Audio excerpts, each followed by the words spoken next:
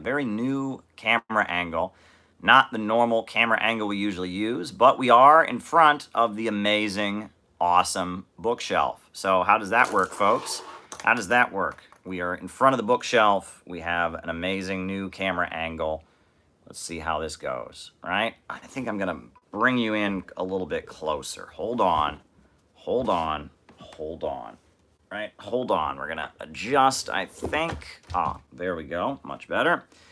Adjust that, so that's a little bit better. And then I think we're gonna bring you in a little bit. Bring you in a little bit and do it that way. So we have a little bit of a closer shot. Here we are, folks. Here we are. Good to talk to all of you. Good to be here today. It's a lovely afternoon. I'm enjoying my day off work, and I figured that since it is my day off work, I would check in with all of you. I am pouring the unnamed diet beverage. It is the time of day in which I can drink this and not stay up all night, so that's good. Pouring the unnamed diet beverage. Plenty of things to talk about today. Plenty of things to talk about. The way this works is that as the super chats come in, I write them down. So if you want me to talk about something, answer a question, touch on a topic, if you want to make a comment for me to respond to, just send me a super chat and I write it down with my lovely pen. And after that, the way this works, the super chats keep coming. I keep writing them down. We do the roll call where I call you. So I give my opening remarks. That's the first part. After I give my opening remarks, from there, I tend to do the roll call. And then after that, I tend to answer your super chat questions. So 3 parts: opening remarks, roll call, and then after that, we do answering the super chat questions until we're done. And that's how we're going to do it. And thank you for spending your afternoon with me. It's afternoon here. I know this is probably a better time for a lot of folks that are in Europe, a lot of folks that are in different parts of the world. We try to do them at different times. So this is an early afternoon stream. I mean, it's only 2:30 for me. So this is an afternoon stream, sitting here in front of the bookshelf, ready to engage with all of you for the next little bit. So hit the like button, hit the subscribe button, hit the notifications bell. If there's something you want me to talk about, by all means, shoot me a super chat. Just send me a super chat, and I will touch on that topic. So there we go. There we go. Plenty of unnamed diet beverage. So that's how we roll. Keep the super chats rolling in, so I have something to talk about in the second half of the show, and we'll just jump into it. Folks, friends, lurkers, fans, haters, everyone who's watching. Folks, I made the point in my recent conversation with Jackson Hinkle and Haas. I made the point that liberalism depends on illiberal institutions in order to prop it up. Now, when I say liberalism, what am I referring to? Right? What am I referring to? Do I just mean Democrats and Republicans? No. When I talk about liberalism, I am referring to the ideology that puts individualism above all else. The ideology that respects the right of the individual, argues that there should be no central belief system for a society, argues that the individual has no obligation to the community or to the society. Everyone is on their own. Everyone is their own individual, and individualism should come before all else. Collectivism should be broken down. Collectivism of any kind is dangerous. The liberal ideology depends on illiberalism, right? And there's economic liberalism, which is the idea the state should not intervene in the economy. Neoliberalism, free markets, austerity, and then there is social liberalism, which is the idea that people have no obligation to their family or no obligation to their community. They should just be able to be their own person. Everyone is an individual. No overarching narrative. There is no truth. Postmodernism is very much an expression of social liberalism. The idea that anyone trying to tell you that there is a central truth or there is objective reality is an evil authoritarian, and that we should all just kind of live in this place of existential confusion. Right and wrong don't exist. That's postmodernism, and that, I would argue, is an extension of liberalism. It is liberalism in the philosophical sphere. And that liberalism is very much the privilege of those who come from wealthy backgrounds. In order to live a life where you can be totally financially independent, not depend on anyone else financially, in order to have an upbringing that encourages you to think for yourself, in which there is not authoritarianism and restrictions, in order to live a liberal life and have a liberal view that comes from a place of privilege, right? That most people in the world cannot live a liberal life. Most people in the world, they have to sell their labor to a boss in order to survive. They obviously, they have to be part of a family, and they are financially depend on their family members, and that, it's people can't survive on their own, so they need to have those relationships in order to get by in the world. That people need an ideology to believe in to keep them going. That people are subject to discipline and authoritarianism, and that this kind of love affair with liberalism on the left and on the right is a representation of privilege. This belief that liberalism is sacred, and that all forms of authoritarianism are the most scary thing, and that we should be standing against authoritarianism and collectivism in the name of liberalism. That this strand of thinking in left-wing circles is largely a representation of privilege. And that, like Vosh, for example, one of the adherents of liberalism, he equates tankies, i.e. those who defend Soviet socialism or those who defend Cuba or Venezuela or China, he equates them with Nazis, because in his view, all forms of illiberalism are the same. He cannot distinguish between right-wing illiberalism, like fascism, and left-wing illiberalism, which is the socialist and communist movements, right? And that socialism and communism is, at the end of the day, socialism and communism is an illiberal movement. It strives for the broad masses of society, the working class, to take control of the means of production and operate the means of production in the interest of all of society, for a collective vision of emancipating humanity from the irrationality of profits and markets, and putting human need ahead of the profits of a few. So Marxism is a fundamentally illiberal movement. Liberalism and Marxism do not walk hand in hand. Liberalism celebrates the individual above all else. Marxism seeks collective emancipation through humanity joining together and taking economic measures to liberate the means of production, the banks, factories, and industries, the centers of economic power, from the control of individual capitalists who operate them for their own selfish reasons, and put them under the control of all of society, so that growth can no longer be restrained by the irrationality of the market, and human reason can plan out production. And that is the Marxist movement. It is largely an illiberal movement. It is a left-wing form of illiberalism. And those who consider Marxism to be a strand of liberal thought, I talk about them in my book, Bread Tube Serves Imperialism. I've got that somewhere here. In my book, Bread Tube Serves Imperialism, I critique the bread tube crowd because I argue that they essentially have a liberal interpretation of Marxism. They oppose state intervention in the economy. They think socialism is simply the creation of voluntary profit-centered worker cooperatives. They see Nazis everywhere, and they equate all illiberalism with Nazism. And they have a pessimistic worldview. They see the world as heading toward a great apocalypse. They celebrate deconstruction. They oppose ideology. That BreadTube is largely a reinvention of leftism to make it consistent with liberalism. What ContraPoints, Vosh, Thought Slime, and various voices, H. Bomber Guy, what they espouse is not leftism. What they espouse is liberalism dressed up as leftism. That they believe in an ideology that rejects any notion of collectivism. They equate all illiberalism with Nazi fascism. They view the world as coming to a catastrophic end because liberalism will be ended. Collectivism will emerge victorious. And because of that, they serve imperialism, because the imperialist global order largely depends on the liberal worldview, neoliberal economics.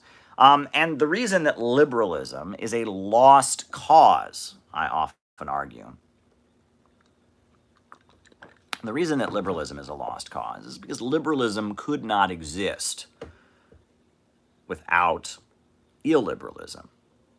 That the United States has been able to prop itself up as a global economic power by sending around the world an institution called the U.S. military. The U.S. military goes all around the world enforcing the rule of Wall Street, beating down independent countries, bombing and destroying independent countries, occupying them, and forcing the domination of the global market by Western banks and corporations. That the global economic order of imperialism, of which liberalism is a central aspect, depends on the U.S. Army. And the U.S. Army is not a liberal institution. And I joke about this. I talk about, imagine a liberal army. All right, folks, is America the greatest country in the world? Sir, we don't know, sir. It depends how you measure that, sir. Right? Are we fighting for truth and justice? Sir, we don't know, sir. It depends. It's a matter of opinion, sir. There are competing narratives, sir. We do not have an opinion. Right? You can't build a liberal army. You can't build a think for yourself, everything's a matter of opinion army. All right, we're going to go march up the hill. Sir, we're not sure we want to do that, sir. We're having an argument about the ethical implications of doing that, sir. Everything is relative, sir. You can't do that. Armies, by definition, are highly collective institutions. They are highly authoritarian institutions, and they are highly illiberal institutions. You can't have a liberal individualist army. But the liberalism of the West depends not only on that army existing, but on that army going around the world and beating down various illiberal forces. And this is the contradiction of liberalism. You can't have liberalism without all kinds of illiberalism to prop it up. And this is where liberalism enters a very, very confused space.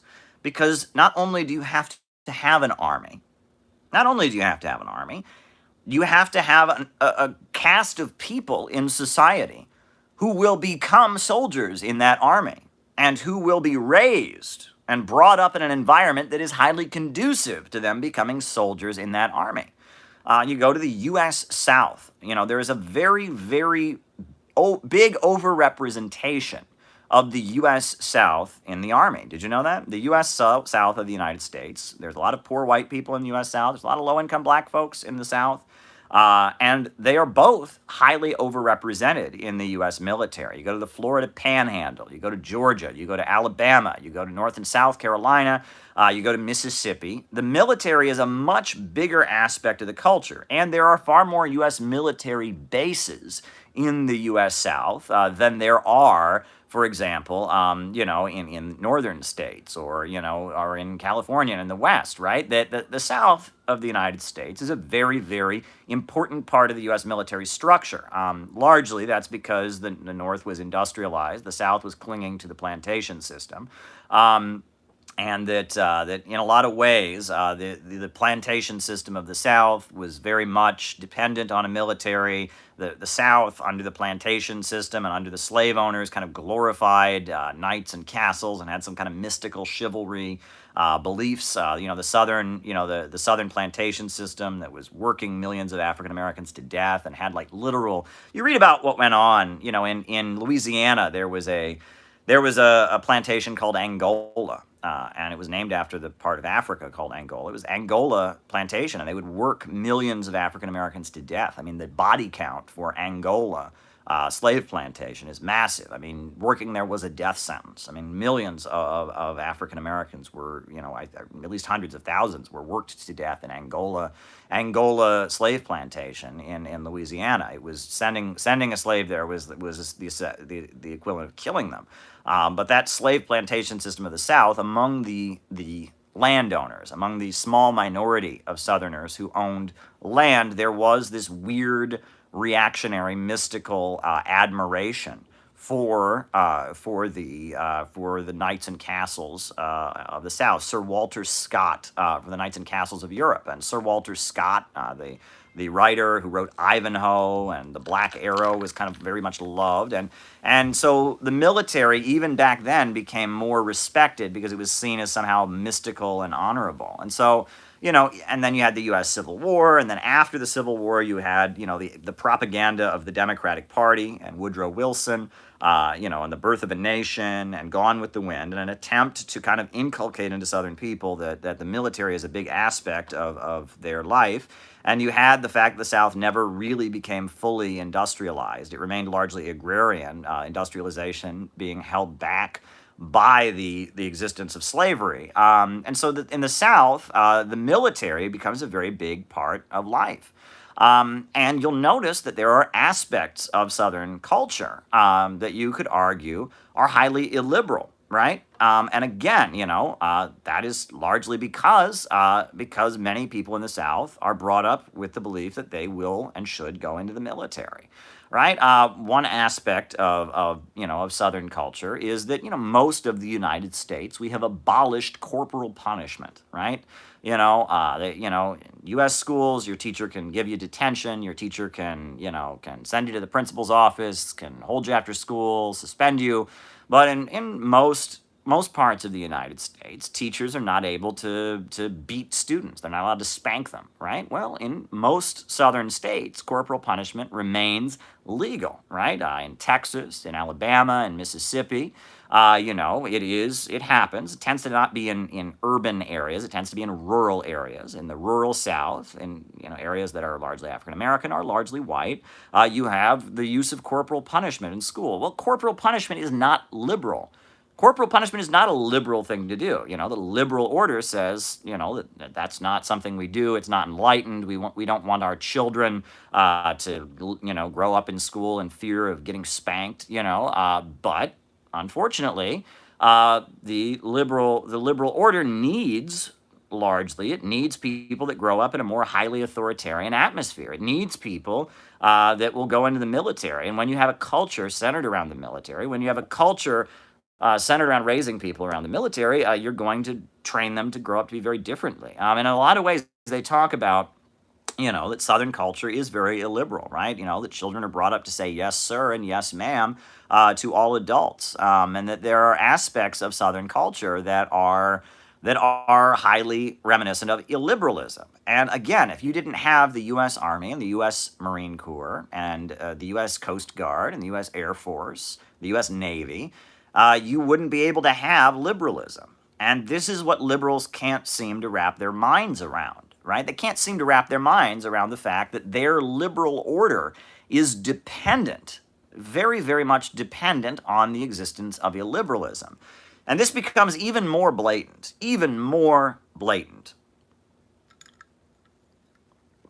when you look at international relations of the United States. When you read Foreign Affairs magazine, the publication of the Council on Foreign Relations, when you listen to what the Hillary Clinton State Department and the intellectuals of imperialism, Samantha Power, Anne Marie Slaughter, when you listen to what they say, they are so confused in how they speak about things. They are so confused about it because they are largely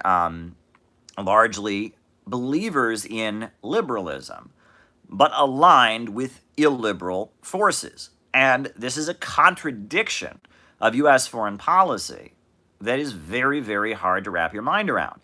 The United States condemns the Chinese government for being illiberal. The Chinese government has an ideology, Marxism, Leninism, Mao Zedong thought, Deng Xiaoping theory, and it espouses that ideology. Children in China are brought up to believe in that ideology. The state controls the economy, and it's not a free market economy. So that's bad, we are told. And so in the name of freedom and in the name of individual rights and human rights, the United States works against the Chinese Communist Party. And who do they align themselves with? They align themselves with the biggest anti-China force in the United States, the biggest anti-China political organization and mobilization in the United States, is a religious group called the Falun Gong. The Falun Gong. They run the Epoch Times, which is a newspaper. They are a religious cult. And, right? All right, internationalism and patriotism.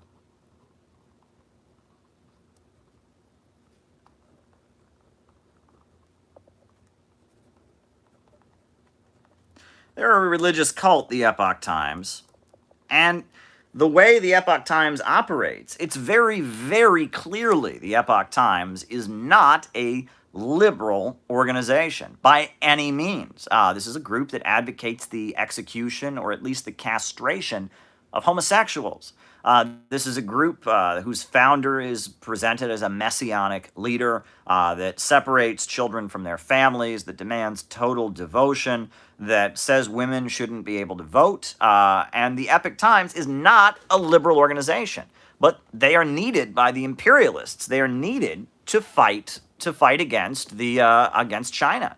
And so in order to fight China, while espousing liberalism and espousing liberal condemnations of China, they align with the Falun Gong. Another great example is in Ukraine, the ultra-nationalists in Ukraine, the Azov Battalion, individuals like groups like Svoboda in Ukraine. These are not liberal organizations. These are not people that believe in freedom of thought and that believe in racial tolerance and such. On the contrary, these are ultra-nationalists who admire Adolf Hitler, who preach anti-Semitism, who preach ethnic bigotry. The Ukrainian far right, the Ukrainian nationalist element is highly illiberal, but yet the United States government arms them, and these publications, the academic voices of Western liberalism, support them and demonize Russia, arguing that Russia is a threat to liberalism, because Putin, they argue, is a threat to liberalism. They argue that the USA must support these forces of illiberalism. In Syria, for example, right, the Syrian government is condemned by the United States because it believes in Ba'athist Arab socialism, because it supports the Palestinians and their struggle against Israel, because of the fact that it has a socialist economy and controls the major industries, and is centered around the Ba'athist Arab Socialist Party. They condemn the Syrian Arab Republic. But who does the United States align itself with? It aligns itself with Wahhabis, forces that want to execute gay people, that want to forcibly deport all the Christians and Alawites from Syria. The forces that the United States aligns with in Syria are not liberal forces, even though their condemnation of the Syrian government is that the Syrian government doesn't believe in liberalism. The forces that the U.S. government aligns with against the Syrian Arab Republic are illiberal. And this is the contradiction. You need illiberalism to prop up liberalism. Liberalism is a luxury for those who come from the privileged background, right? Liberalism is for the Romans.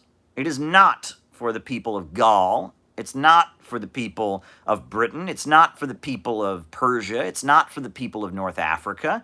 Liberalism is only for the Romans, and it's not for the proletariat of Rome. Liberalism is for the patricians and the plebeians. That's who liberalism is for. Liberalism serves the patricians and plebeians, and it needs the proletarians and slaves who are brought up to be illiberal to fight its wars. It needs the people of the empire to be illiberal and to be subjugated. But among the patricians and plebeians, the Vosches, the ContraPoints, the Thought Slimes, among the patricians and plebeians, there is this cry for liberalism. And that is the nature of liberalism. Liberalism can only exist on top of a pile of illiberalism. And liberalism is a luxury only available to those who have the luxury of not being part of the illiberal forces that are needed to prop up liberalism. And this is the contradiction of liberalism. And I joke that internationally, it's going to get so ridiculous, right? They're already, in the name of liberalism, supporting the Falun Gong. In the name of liberalism, they're supporting Wahhabi terrorists in Syria. In the name of liberalism, they are supporting some of the most brutal authoritarian forces in Latin America, drug gangs and terrorist groups. And in the name of liberalism, they're supporting the Azov Battalion and the Ukrainian far right. And I almost joke that it's going to get so ridiculous. I really do see this happening, folks. At some point, I really, really do see, we're going to have a BBC interview. And it's like, hello, everyone. Today, we are going to have an interview with a very important anti-Russian, anti-Chinese freedom fighter. He is an individual who loves freedom and Western values so much, that he is sacrificing his life on the battlefield. We have with us Og the Destroyer. Mr. Og the Destroyer. And there will be a shirtless man who will get on there holding a big sword. He'll be like, "Me Og Destroyer. Me hate Russia. Me hate China. Me Og the Destroyer." And the reporter will say, "Mr. Og the Destroyer, can you tell us how Russian President Vladimir Putin and Chinese President Xi Jinping are persecuting the homosexuals?" And he will be on here and say, "Og no like gay people. Og kill gay people. Og angry when he see gay people." And they will say, "Thank you, Mr. Og. Now, Og the Destroyer, can you tell us how it is that you feel about the new cache of weapons that the Israeli military has just given to you and your army?" "Og no like Jews. Og kill Jews. Og eat Jews. Og hate Jews. Og." Well, Mr. Og, thank you for your fight for freedom and liberty against the evil Russian and Chinese governments, against the Baathist Arab socialists. Do you have anything to say, Mr. Og, about your global battle for freedom and the rights of the individual? Og kill people. Og eat people. Og control world. Og kill people. Very good, Mr. Og. Your commitment to Western democratic values throughout Eurasia is very deeply appreciated, Mr. Og. You can be assured that all the great Western liberals and believers in democracy and LGBT rights and freedom will be supporting you, Mr. Og. Thank you for your interview. Og angry! Og angry! Women not interview Og! Only man interview Og! Thank you, Mr. Og. We'll be talking to you later. And then the interview ends. I mean, that's what it's going to be. I swear, I am waiting for the interview with Og the Destroyer. Og the Destroyer as the voice of Western values and freedom. Og the Destroyer. I'm waiting for this because this is how delusional and crazy Western liberalism is get. You can't have liberalism without illiberalism. And the institutions backed by the United States are not liberal. The U.S. military is not liberal. The Falun Gong is not liberal. The Unification Church is not liberal. The Kingdom of Saudi Arabia is not liberal. The anti-communists, the phalangists, and Pinochet admirers of Latin America are not liberal. The drug gangs are not liberal. Western liberalism depends on illiberalism. So while they condemn Russia and China for being illiberal, they cultivate illiberal counter-gangs around the world to do their dirty work. And they kind of look the other way, and they pretend to espouse these values of democracy and freedom, and it reveals a hypocrisy. But that brings me to what I also wanted to talk about in my opening remarks, right? Right. Support.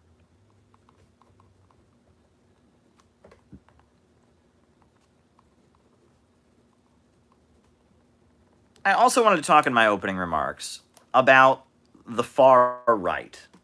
And I'm not talking about Republicans. I'm not talking about Trump supporters even. I mean, there's an element of this among Trump supporters. I'm talking about the far right, the actual, like, far right, the ideological far right. An ongoing theme on these lives has been divisions in the ruling class. And we have talked extensively about the different factions in the U.S. ruling class and what they want and what they don't want. And, you know, for those, you know, some people think I just made all of this up. I didn't make it all up. And if you want to learn how I learned to think this way, if you want to, you know, follow my ideological trajectory, you can read The Rockefeller Syndrome by Ferdinand Lundberg, which talks about the Eastern establishment and their perspective. You can read Market Elections by Vincent Copeland, which talks about the elections that have happened throughout history and the sides of various factions in the ruling class, the Watergate scandal, you know, the Roosevelt administration. You can read about that. You know, you can read The Yankee and Cowboy War by Carl Oglesby, an important leader of the Students for a Democratic Society activist group during the 1960s, Carl Oglesby. He wrote this book, The Yankee and Cowboy War, talking about the Watergate scandal, the assassination of John F. Kennedy, putting it in the context of a fight within the ruling class. All right. Star Wars.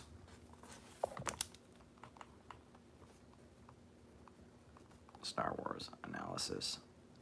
You can also read The Anglo-American Establishment by Carroll Quigley, and he talks about the British and their influence in the United States and the kind of the axis of power among, you know, New England old money liberals, the Rockefellers, etc. I would recommend that as well.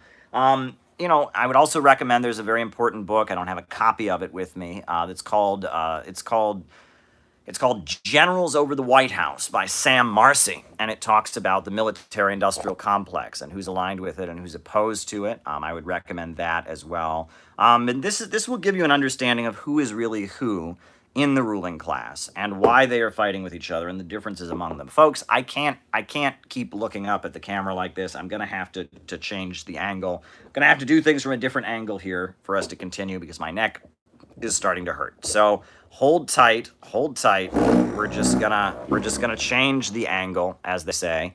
We'll survive. It'll get a little shaky, so if you're easily seasick, I would recommend not looking at the camera right now. But we're just gonna change the angle so that we don't have that problem anymore.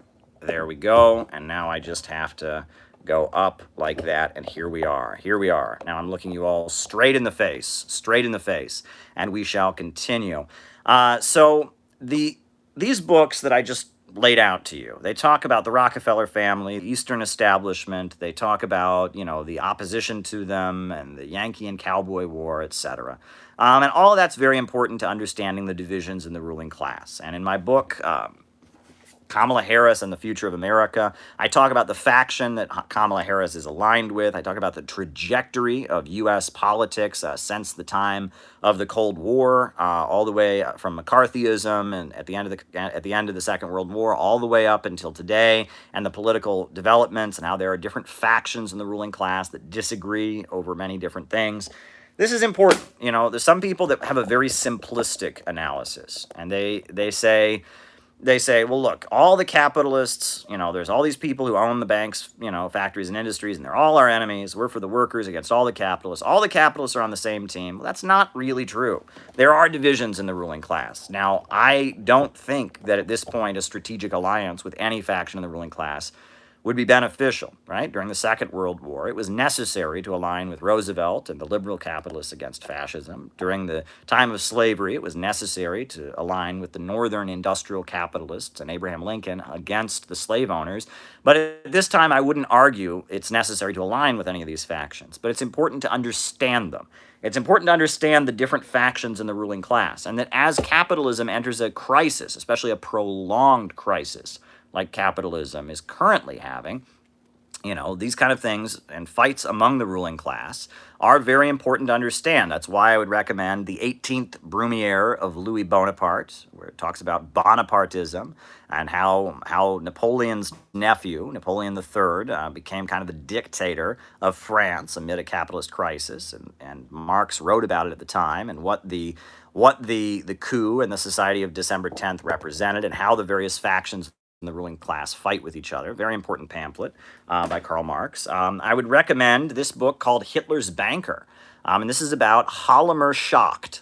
Hjalmar Schacht, who was the Nazi industrialist, the factory owner, who, you know, he was a banker and an industrialist, but a German who was at odds with the British and the Americans, who ultimately made Hitler his ally and got the ruling class to line up and support Hitler, right? And to understand the divisions in the German ruling class and in the Western ruling class that gave rise to the Nazis, right? If you want to understand the Nazis, you need to understand it economically. And this book is the book that probably gave me the best understanding of how the Nazis operated, why they operated the way they did, the way that they adjusted the economy of Germany, where they came from, etc.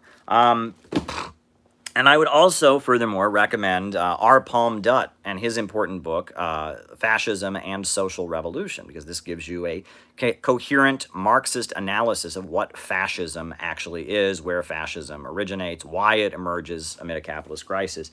So I just gave you a book list there, right? Because I want other people to understand these concepts. These concepts are very important, and I want other people to be able to understand them and apply apply this knowledge. So today I wanted to talk about the far right wing. The far right wing. What is the far right? Are they a threat? Kind of, I would say. I don't think they're as much of a threat as liberals make them out to be. They very well could become that. They could become a menace or a threat. Right now, I don't think they are.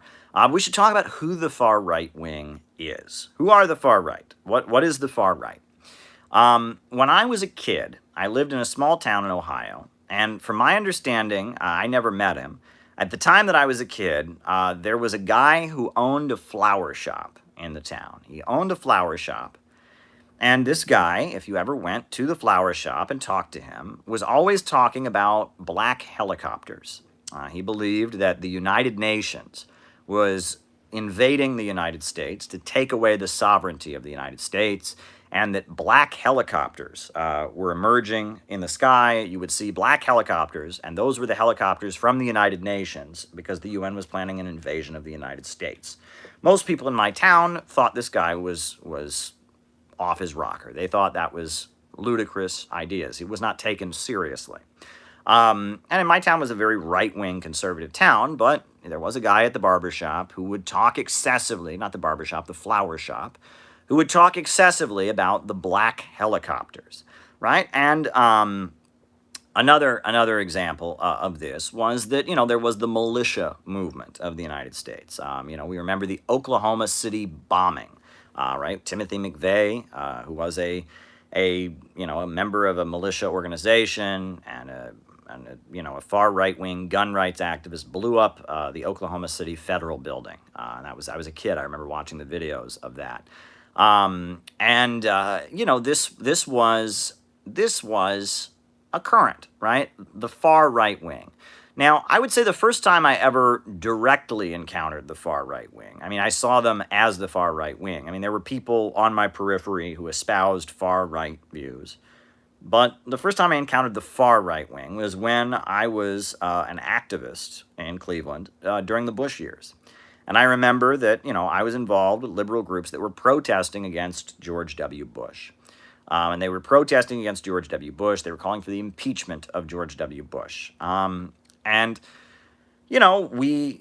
would call for George W. Bush to be impeached. And every so often, there would be some people who would come to our rallies that had a very different view than we did. We were, I got in contact with these activist groups that wanted to impeach Bush and such because I was a communist and a leftist. I was interested in communism. But every so often, there would be people who came to the rallies who were different. I remember there was a guy who came to an impeach Bush rally that we did one time, and he said he was a member of the John Birch Society. Right? And the John Birch Society is a far right-wing organization. I remember in Cleveland there was a guy, and you can probably Google him. His name was David Macko. And David Macko was his name. And he was a libertarian. He was a libertarian candidate. And he would come to anti-war rallies in Cleveland. And he was of Ukrainian heritage. And he would run as a libertarian candidate for local office. And he would distribute copies of the American Free Press. The American Free Press was this right-wing magazine that he would just give copies of to everyone at these anti-war protests. And if you read the American Free Press, it tended to talk against government surveillance. It tended to oppose the wars. It tended to also have anti-immigrant statements in it, accused the immigrants of being criminals and such. And then in the back of it, it would have ads for for Holocaust denial material. And it was a far-right publication, the American Free Press. And that happened. There would be, and he came. And I remember at one point, calling out David Macko and saying that, this guy shouldn't be welcome at anti-war protests because he shouldn't be welcome in the anti-war groups because he's on the far right. He's a fascist. And I remember that a lot of the liberals in the anti-war and activist groups disagreed with me. And it's kind of ironic how things have developed. Politics is so different nowadays. But I remember that I was saying, hey, this David Macko guy, he's a right winger. He thinks that the ruling class are all communists. He's anti-immigrant. He's anti-communist, and this guy's a fascist.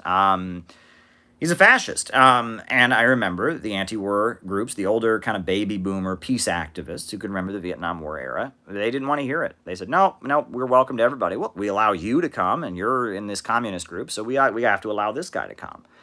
And then I remember getting close to the time that Barack Obama was elected. Shortly before Barack Obama was elected, and afterwards, there was a huge amount of interest in Ron Paul. Do people remember Ron Paul? Ron Paul, this U.S. congressman from Texas, there was a huge amount of interest in him. And all kinds of people that I knew that were just kind of ordinary Republicans and conservatives, that had never questioned the wars, had never opposed George W. Bush's suppression of civil liberties or anything. Suddenly, they all liked Ron Paul. And suddenly, these folks were against the wars. And suddenly, these folks were not trusting the media, not trusting the government. However, they were saying things like the government of the United States is communist, like we don't have real capitalism. They were saying these things. They were becoming libertarians. And I was very shaken up by this. Because I was going around trying to spread socialism and Marxism and get people to become Marxists. And the fact that so many people, usually we were arguing with people who supported the wars, who supported the government, who supported the police state, etc. But now there was this emerging layer of people that were against the wars. They were against the police state, but they thought it was communist. They thought it was communist. They thought it was, and that they thought the enemy was communism, and they wanted to have, quote unquote, real capitalism. And I went to the communist groups I was working with, and I said, we need to push back against this libertarian stuff. There's people who are becoming libertarians who should be becoming communists. When people wake up and turn against the wars, they're turning into the far right. They're not becoming Marxists. They're not becoming left-wing. They're just becoming libertarians. They're becoming like David Macko. They're becoming, like the John Birch Society. And a lot of the stuff that the libertarian groups espoused was not even really libertarian. A lot of it had a far-right edge to it, right? I remember this David Macko character who would come to anti-war meetings. People would go around and introduce themselves. And one time he introduced himself. He said, I'm here to fight the neocon, Bolshevik, Trotskyite Zionist agenda. The neocon, Bolshevik, Trotskyite Zionist agenda. Well, what was he talking about? Well, among the far right, there was this belief that because Bush had a number of neocons in his administration, and the neoconservative intellectuals, many of whom were former Trotskyites, were advising George W. Bush, that this meant George W. Bush was a communist Trotskyite, and that George W. Bush was trying to spread global communism around the world. That's ridiculous. I mean, no one was a bigger friend of neoliberal free market capitalism than George W. Bush. But because of the fact that some of the neocons, and many of the neocons, had a history with Trotskyism, people were saying that Bush was somehow a communist. And that confusion was being spread. And I remember, these were kind of toxic, dangerous ideas. When the financial crash happened in 2008, there were many people who said that the cause of the financial crash was not deregulation, but too much regulation. They argued that the banks were forced to lend money to people who couldn't afford to buy their homes, that banks weren't allowed to practice racial discrimination in mortgage lending, and that's why it happened. Well, that's outrageous, right? That is absolutely outrageous. I mean, the collapse, the financial collapse happened because all kinds of lending practices and predatory lending models were allowed to exist because they needed people to keep buying houses, because Americans couldn't afford to keep buying homes at the same rate, etc., right? There was a drop in the standard of living of people throughout the United States, with the industrial jobs disappearing, with wages going down, and this was a problem. And I remember saying to these communists and leftists, we need to answer this, right? We need to fight against this Ayn Rand stuff. We need to fight against this Ron Paul stuff. We need literature to argue against this. We need to debate these people and expose their ideas as not correct. But there was no interest in doing this among the communists. There was a feeling that, well, first of all, there was this high and righteous, we never answer the right wing, number one. Number two, there was this feeling that, oh, we'll just build the movement. We're just going to build the movement, man. If we keep having anti-war protests, we keep having anti-war rallies, these people will come to our rallies and eventually they'll become communists, right? You know, and people are confused at first. They have confused ideas. But once they get involved in the movement, man, the movement, once they get involved in the movement, everything will be okay. Well, that was an illusion, right? Getting involved in the movement was not going to solve the problem, right? There was an ideological problem. It wasn't a problem with a lack of hippies and anti-war protests. It was a lack of socialist consciousness, that we needed to be going out and explaining our ideology. We needed to be debating against the far right and against the libertarians. That was necessary. Now, since then, what's interesting is things have shifted and evolved, right? You know, I remember having conversations with people at this time, way back in 2008 and 2010, having conversations with people where they pointed out that many of the people that 10, 20 years ago were calling themselves Ku Klux Klan and white nationalists or Council of Conservative Citizens and White Citizens Council, many of those folks were at that point then calling themselves libertarians. And libertarianism became the rallying cry against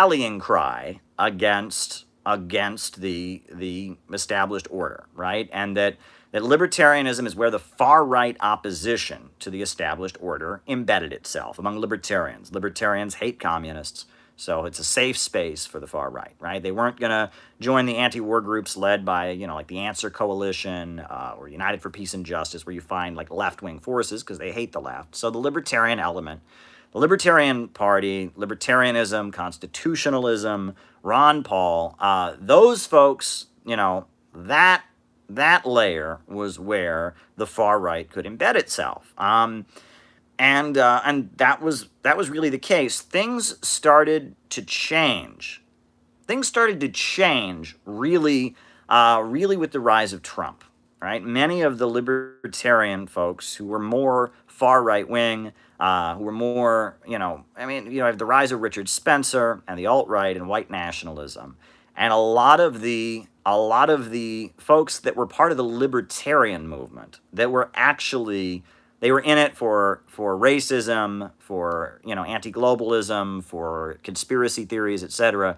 You know, those folks shifted away from libertarianism over to the Trump campaign. They heard Trump talk against globalism. They heard Trump talk against immigrants, and they thought, okay, and they drifted away. And you'll notice, like Alex Jones, you know, InfoWars has drifted into the Trump camp. They were libertarians before that. But now, you know, they're in the Trump camp. And that libertarianism now is largely deflated. Libertarianism is very weak, and it's confused, right? I know there's like a big libertarian